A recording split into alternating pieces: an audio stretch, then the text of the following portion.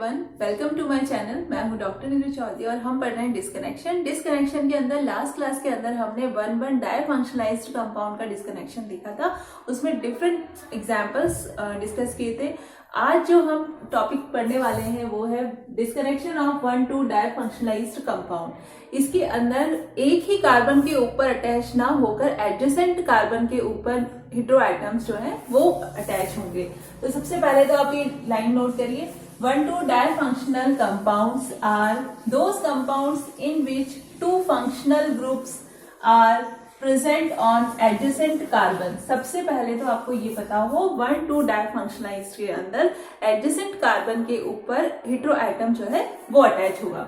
तो उसमें क्या पॉसिबिलिटीज हैं जो हम जिसके अंदर ये एग्जांपल्स आएंगे।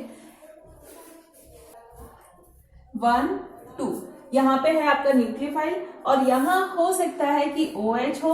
OH के अलावा अगर कोई और डेरिवेटिव होगा तो वो OH से ही डिराइव होकर यहाँ पर आया होगा। ठीक है, तो हम बेस मान लेते हैं अल्कोहल को। अब अल्कोहल के अलावा हो सकता है यहाँ पर जैसे कि एस्टर ग्रुप हो, ठीक है, तो भी वो किससे बना हुआ होगा, वो अल्कोहल से ही उसका फॉर्मेशन हुआ होगा। उसके अलावा यहाँ पर हो सकता है कोई हैलाइड हो तो उसका फॉर्मेशन भी अल्कोहल से ही हुआ होगा।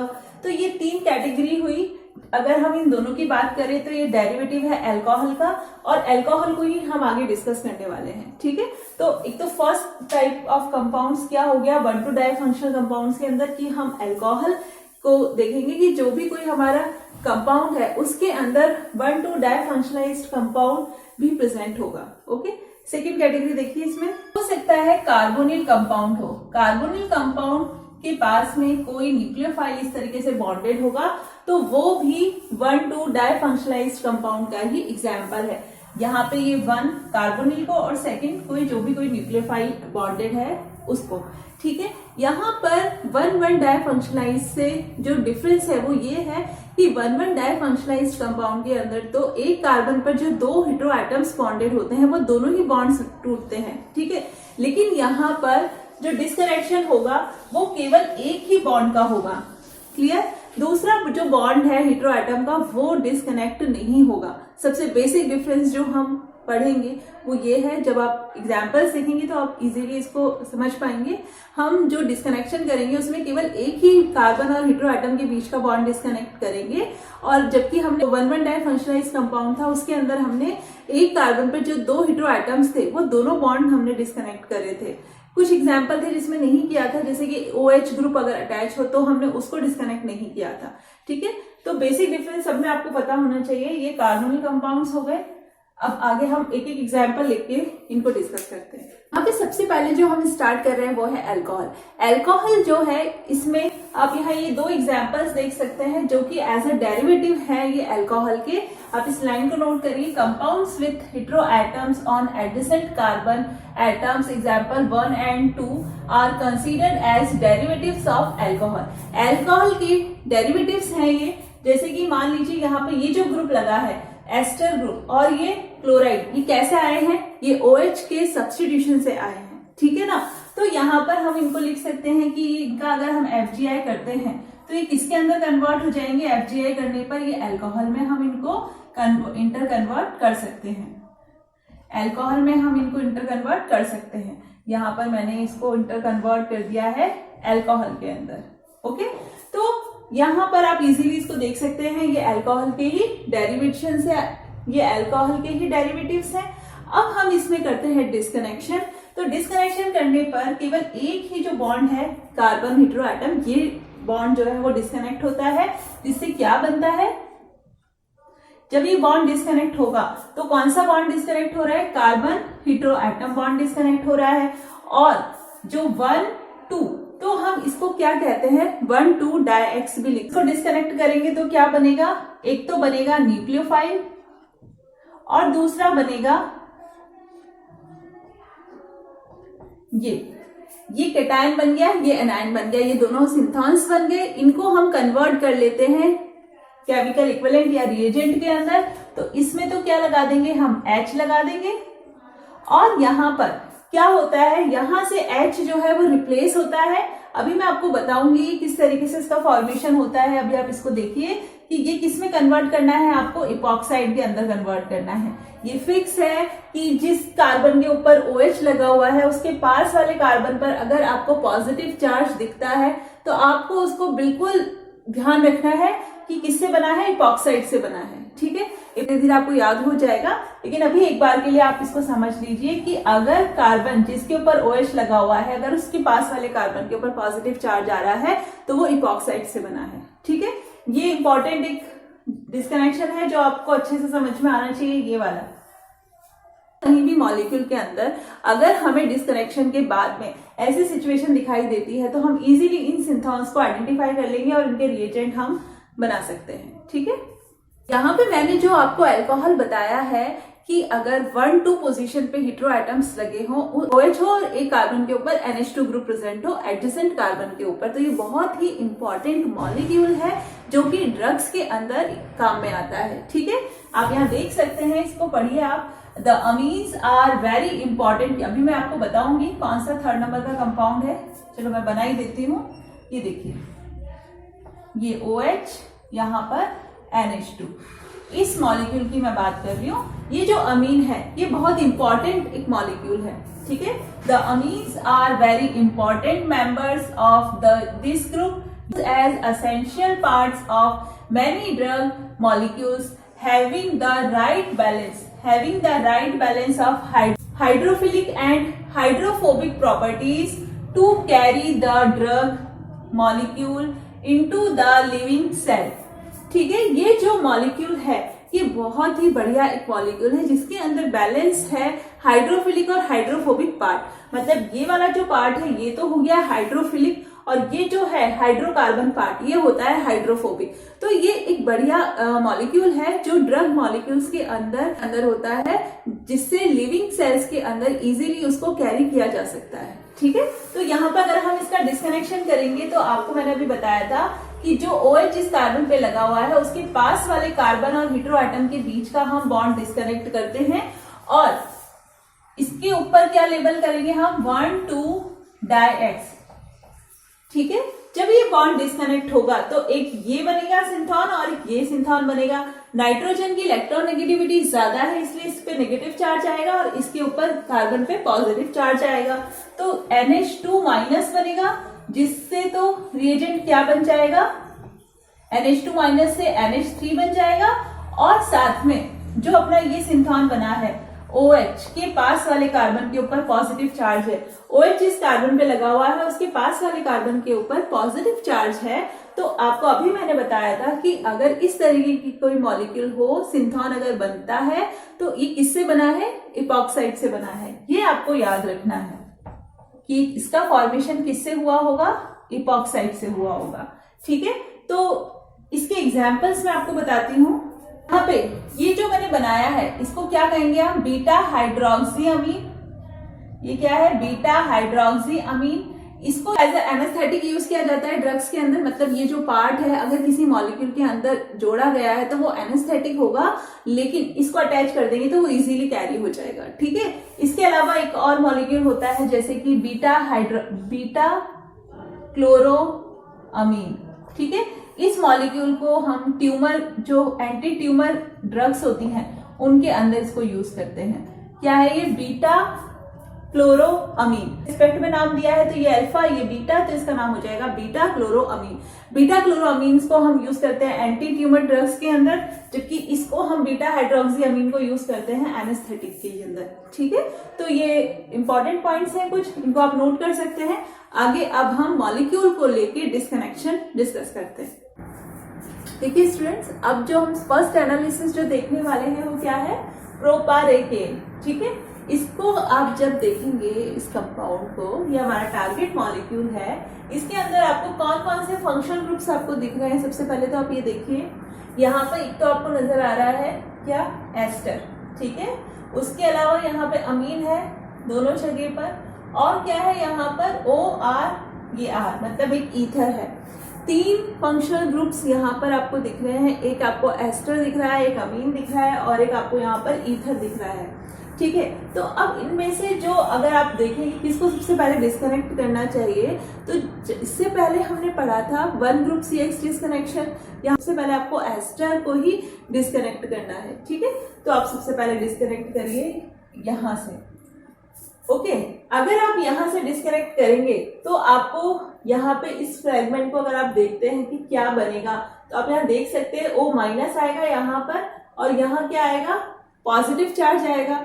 पॉजिटिव चार्ज के ऊपर आप लगा देंगे OH और यहाँ पर लगा देंगे H। तो आप देख सकते हैं कि यहाँ पर हमारा जो बनेगा वो क्या बनेगा, 1,2 डाइफंक्शनलाइज्ड कंपाउंड बन जाएगा, ठीक है। तो हम यहीं से डिस्कनेक्ट करते हैं इसको, क्या बनता है देखिए। जब आप यहाँ से डिस्कनेक्ट करेंगे तो कौन सा बॉन्ड डिस्कनेक्ट हो रहा है, CO बॉन्ड डिस्कनेक्ट हो रहा है, ठीक है। अब आप क्या बनेगा, एक तो बन जाएगा एसिड, इसको तो हम कन्वर्ट कर देंगे एसिड के अंदर, और ये जो दूसरा सिंथॉन है इसका रिएजेंट क्या बनेगा, जो अभी अभी हम देखकर आए हैं, ओके। इस तरीके से ये हमारा बन गया 1,2 डाइफंक्शनलाइज्ड कंपाउंड बन गया है। अब इसके अंदर पहले इसको कंप्लीट कर देते हैं, OPRNNH2, ठीक है। अब इसको फर्दर पहले हम डिस्कनेक्ट कर लेते हैं। जब मैंने आपको बताया था कि OH जिस कार्बन पे लगा हुआ होता है उसके पास वाले कार्बन पे न्यूक्लियोफाइल और उस कार्बन के बीच का बॉन्ड हम डिस्कनेक्ट करते हैं, ठीक है। कभी भी हमें ये बॉन्ड डिस्कनेक्ट नहीं करना है, हमें जिस पे OH लगा हुआ है उसके पास वाला कार्बन, ये 1 हो गया, ये 2 हो गया, 2 ये जो कार्बन है इसके पास में जो हेटेरो एटम लगा हुआ है उन दोनों के बीच का बॉन्ड हमें डिस्कनेक्ट करना है, ठीक है। अभी मैंने आपको बताया था ना, ये अल्कोहल हो और यहाँ पे कोई भी न्यूक्लियोफाइल लगा हो, हमें केवल यही बॉन्ड को डिस्कनेक्ट करना है, ठीक है। तो जब हम इसको डिस्कनेक्ट करेंगे तो कौन सा बॉन्ड डिस्कनेक्ट हो रहा है, CN बॉन्ड डिस्कनेक्ट हो रहा है, और ये क्या किस कैटेगरी में आएगा, 1,2 डाइएक्स, ठीक है।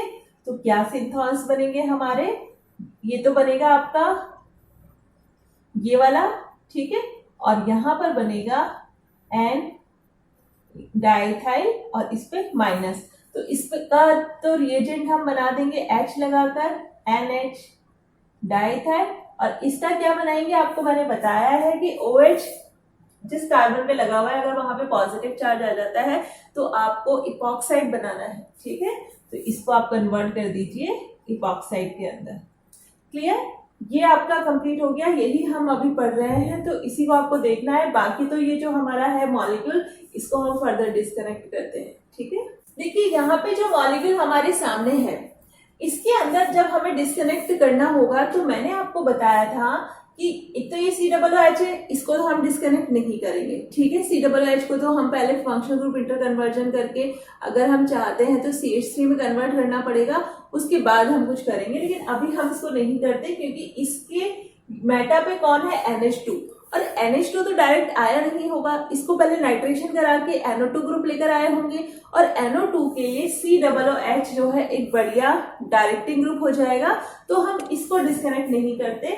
NH2 को किस में कन्वर्ट करेंगे, NO2 के अंदर फंक्शनल ग्रुप इंटर कन्वर्जन करेंगे इसका।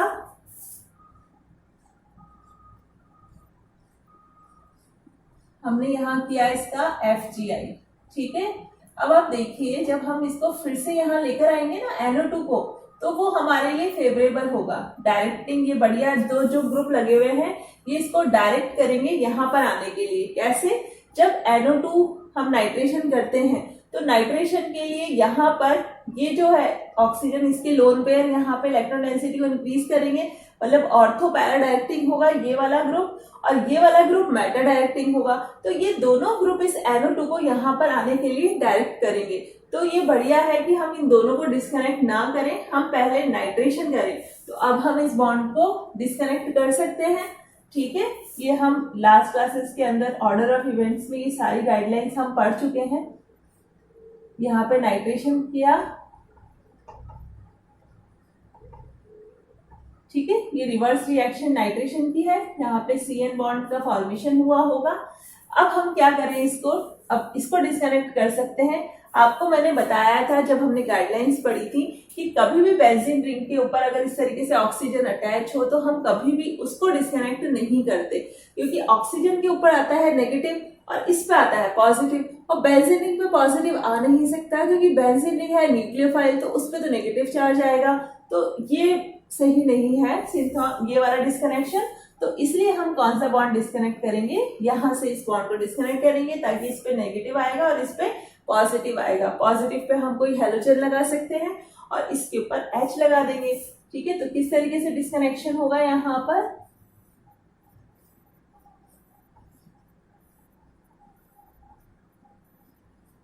ये बन गया, और साथ में क्या बनेगा, ये नॉर्मल प्रोपाइल है, यहाँ पे हम साथ में लगा देते हैं, जैसे कोई हेलोजन लगा देते हैं। ठीक है,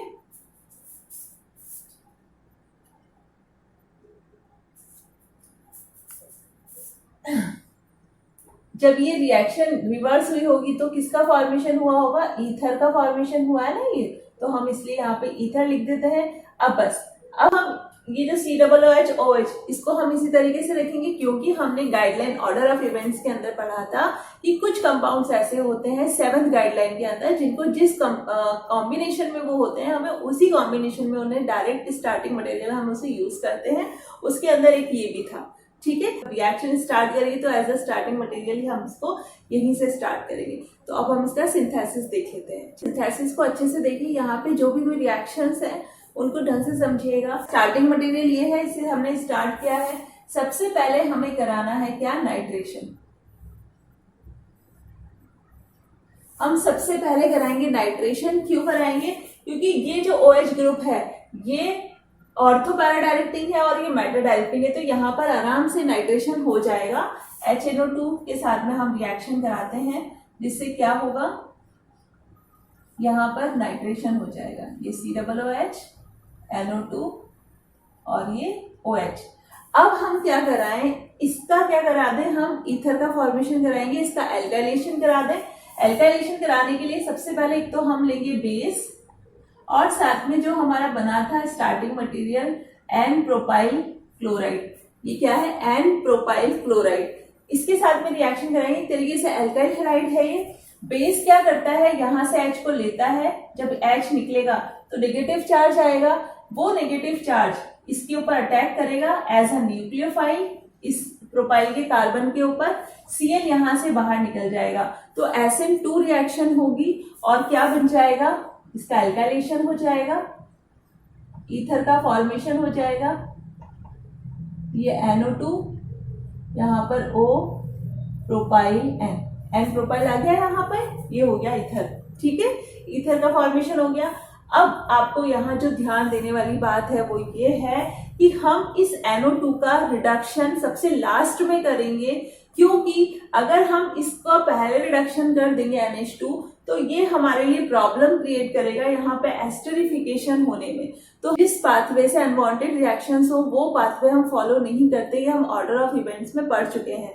तो हम इस NO2 का रिडक्शन सबसे लास्ट में करेंगे। ठीक है, तो यहाँ पर आप देख सकते हैं। अब हम इसका क्या करें, हमें इस ग्रुप का एस्टरिफिकेशन कराना है, पर एस्टरिफिकेशन कराने से पहले हम चाहते हैं इसको और भी ज्यादा रिएक्टिव बना दें, तो हम इसकी रिएक्शन करवा सकते हैं किससे, SOCl2 से। अब इसकी हम रिएक्शन करा दें तो ये किसमें कन्वर्ट हो जाएगा, एसिड क्लोराइड के अंदर कन्वर्ट हो जाएगा, जो कि इस एसिड से ज्यादा रिएक्टिव है। ठीक है, अब ये मोर रिएक्टिव हो गया है, तो इसका एस्टरिफिकेशन और ज्यादा फास्ट होगा, इसलिए हम इसका पहले क्या करा देते हैं, इसका एसिड हैलाइड बना देते हैं इसका। अब हम इसका एस्टरिफिकेशन कराते हैं। एस्टरिफिकेशन हम कराएं उससे पहले हमें क्या चाहिए, ये तो अपना एक कंपाउंड बन गया।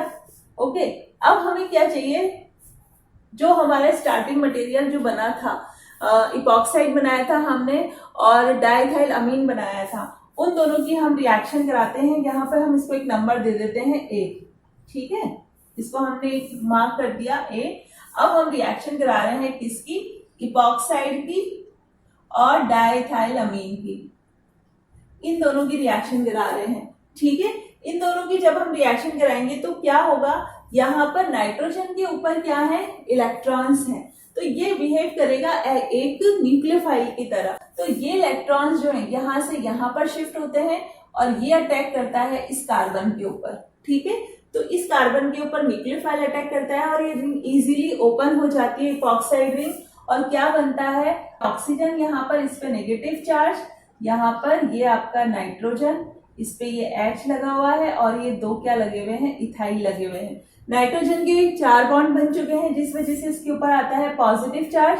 यहां से ये नाइट्रोजन अपने इलेक्ट्रॉन लेगा और इस हाइड्रोजन को बाहर निकाल देगा। तो ये जो हाइड्रोजन है H+ फॉर्म में है, ये कहाँ जाएगा, इस ऑक्सीजन के ऊपर जाएगा और क्या बन जाएगा, आप देख सकते हैं OH बन जाएगा यहाँ पर, और ये बन गया आपका, ठीक है, ये हमारा बन गया 1,2 डाइफंक्शनलाइज्ड कंपाउंड। अब ये जाके इसके साथ में रिएक्शन करेगा जिससे क्या होगा, यहाँ पर एस्टरिफिकेशन होगा। ठीक है, तो हम किस किस की रिएक्शन करवाने वाले हैं, इसकी और हमारा ये जो ए कंपाउंड बना है इसकी। ठीक है, तो आप पहले इसको नोट कर लीजिए, फिर मैं इस ए जो कंपाउंड बना है इसकी इसके साथ में रिएक्शन कराऊंगी। इसके साथ में जब रिएक्शन होगी तो किस तरीके से होगी, यहाँ पर ये जो OH ग्रुप है ये ऑक्सीजन यहाँ पे किसकी तरह बिहेव करेगा, एक न्यूक्लियोफाइल की तरह बिहेव करेगा। यहां से ये जाके अटैक करेगा इस कार्बन के ऊपर, और यहाँ पे जब ये अटैक करेगा तो इलेक्ट्रॉन्स यहाँ से यहाँ शिफ्ट होंगे। ठीक है, जब वापस से आएंगे तो क्लोरीन जो है वो बाहर निकल जाएगा और इस ऑक्सीजन के ऊपर जो ये हाइड्रोजन है ये भी इस Cl के साथ में बाहर निकल जाएगा, क्योंकि ऑक्सीजन के ऊपर पॉजिटिव चार्ज आएगा। तो HCl बाहर निकल जाता है यहाँ से, और क्या बन जाता है, हमारा एस्टरिफिकेशन हो जाता है। ठीक है, तो ये COON डाइथाइल NO2OPRN।